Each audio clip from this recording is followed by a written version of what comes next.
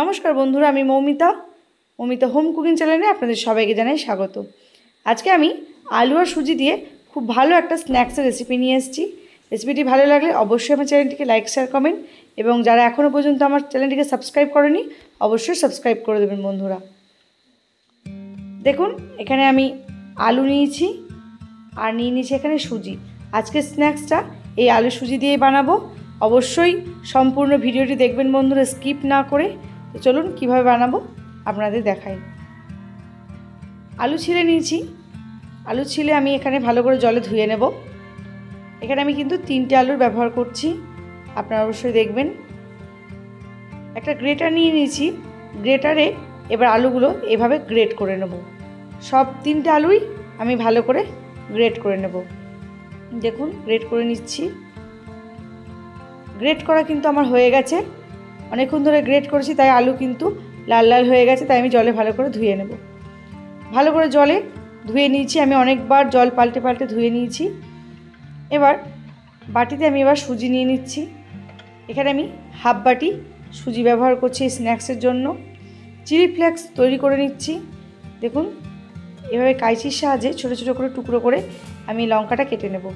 কাটা হয়ে গেছে। কড়াই দিয়ে দিলাম সাদা তেল। তেল গরম হয়ে গেছে, দিয়ে দিচ্ছি চিলি ফ্লেক্স। চিলি ফ্লেক্সটা একদম ভাজা হয়ে গেছে। দিয়ে দিলাম এখানে গ্রেট করে রাখা আলুগুলো। আলুগুলো দিয়ে আমি খুব ভালো করে এবার নাড়াচাড়া করে নেব। তো নাড়াচাড়া করে নিচ্ছি।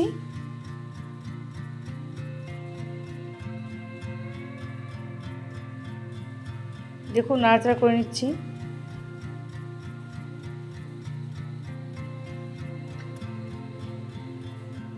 তো কিছুক্ষণ ধরে নাড়াচাড়া করে নিলাম। দিয়ে দিচ্ছি এখানে অল্প সামান্য হলুদ গুঁড়ো,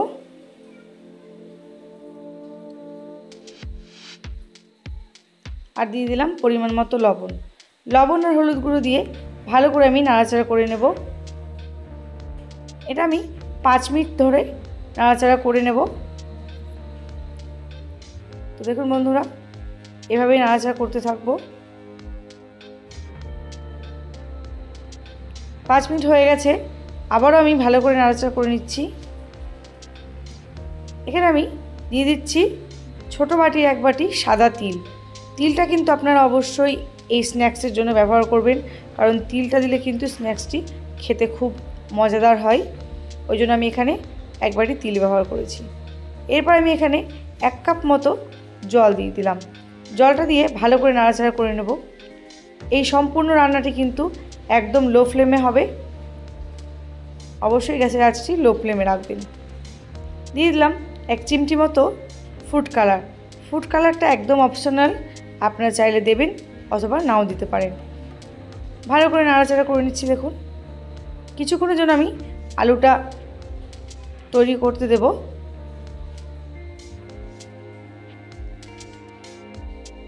এবার আমি 5 মিনিটের জন্য ঢাকা দিয়ে দিলাম।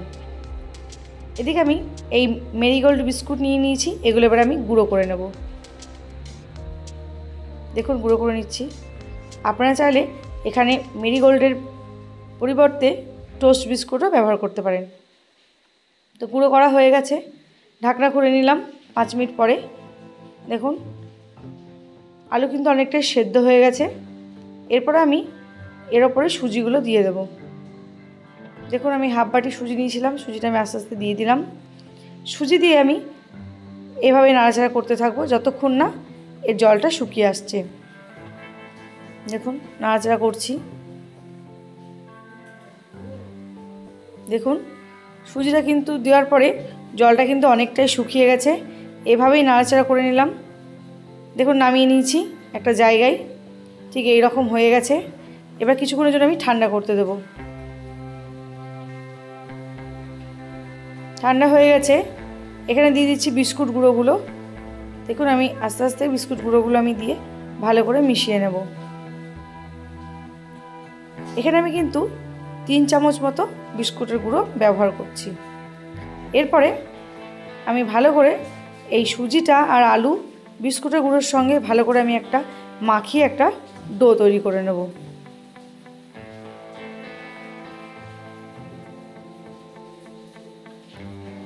আপনারা চাইলে কিন্তু এখানে একটু সাদা তেল ব্যবহার করে ডোটা মেখে নিতে পারেন, তাহলে কিন্তু হাতে লেগে যাবে না বা থালাতেও লেগে যাবে না। ডো কিন্তু তৈরি হয়ে গেছে। এবার ছোট ছোট লেচি কেটে আমি এই স্ন্যাক্সটা তৈরি করব। দেখুন এরকম গোল করে নিলাম, একটু হাতে চাপ দিলাম, এবার মাঝখান থেকে একটা আঙুল দিয়ে এরকম ফুটো করে নিলাম। ঠিক ডোনাট শেপের মতন আমি এই স্ন্যাক্সটা তৈরি করছি। এভাবে সমস্ত ডোনাটের মতন শেপ দিয়ে নিয়েছি। এবার আমি এগুলো তেলে কিন্তু ভেজে নেব। তো বন্ধুরা দেখুন, আমি কিন্তু গ্যাসে কড়াই বসিয়ে নিয়েছি, সাদা তেল গরম হয়ে গেছে, দিয়ে দিলাম একটা একটা করে এই আলু আর সুজির স্ন্যাক্সের ডোনাট। দেখুন দিয়ে দিলাম। বাচ্চারা কিন্তু খুবই পছন্দ করে এই স্ন্যাক্সটি খেতে, আর বড়রাও আশা করছি তাদেরও ভালো লাগবে। সন্ধেবেলার এই স্ন্যাক্সটি সন্ধেবেলা অথবা সকালবেলা চায়ের সঙ্গে দারুণ লাগবে। দেখুন ভালো মতো আমি তেলে ছেড়ে দিয়েছি। এবার আস্তে আস্তে এটা কিন্তু ভেজে নিতে হবে, তবেই এটা খুব ভালো মুচমুচে হবে।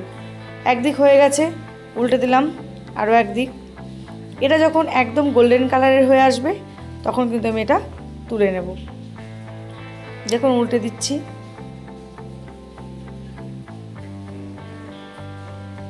তো যারা যারা সুজি আর আলু খেতে ভালোবাসেন তারা অবশ্যই স্ন্যাক্সটি করে বাড়িতে তৈরি করে খাবেন। দেখুন হয়ে গেছে কিন্তু আমার ভাজা, কি সুন্দর লাগছে এবং কালারটাও কিন্তু খুব ভালো হয়েছে, একদম গোল্ডেন কালার হয়ে গেছে। এবার আমি একটা প্লেটে তুলে নিচ্ছি। তো প্লেটে তুলে নিলাম। এভাবে সমস্ত ডোনাটগুলো ভেজে নেব। তো সমস্ত এই স্ন্যাক্সগুলো আমার হয়ে গেছে তৈরি। দেখুন শব্দটা শুনে আশা করছি বুঝতে পারছেন কতটা মুচমুচে হয়েছে। আমি একটু ভেঙে দেখিয়ে দিলাম। আপনারা অবশ্যই বাড়িতে এই আলু আর সুজি দিয়ে তৈরি এই স্ন্যাক্সটি করে খাবেন চায়ের সঙ্গে, এবং আপনাদের আত্মীয় স্বজনকেও করে খাওয়াবেন। আশা করছি আপনাদের ভালো লাগবে। আরও নিত্য নতুন ভিডিওর সঙ্গে দেখাবে বন্ধুরা। ভালো থাকবেন, সুস্থ থাকবেন। আজকের মতো আসছি, নমস্কার।